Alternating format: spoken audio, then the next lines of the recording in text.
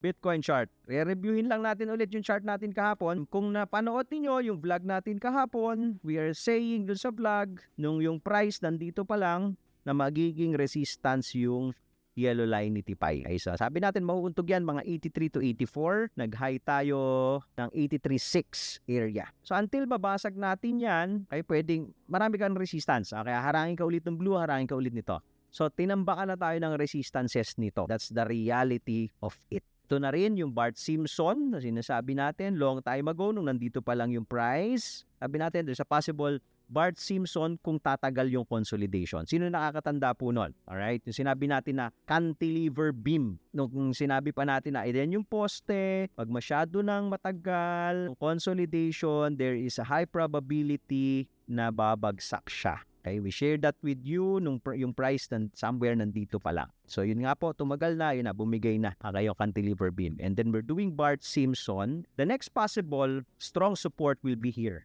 70 to 75K area. We're expecting a bounce on that area, at least in the immediate short term. And then let's see kung hanggang saan siya magrarally. If you're playing yung futures, you have to go to the lower time frame tapos mas mabilisan.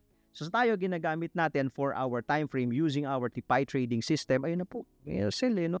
Most likely this will be a sell on rally. So meaning to say every time na umaakyat, yesterday nung umakyat dito tayo, yesterday March 12, March 11, itong rally na to, pupunta ka lang naman sa 15-minute and then look for, wala to, sell signal So you need to look for sell signal. So dito wala ka pang entry dito. Most likely, Bitcoin is a sell on rally muna. Kasalubungin niya ng mga sellers. Especially, pag itong blue line mag-cross dito sa yellow, most likely we're going to see this. So just be patient and continue studying. Alright?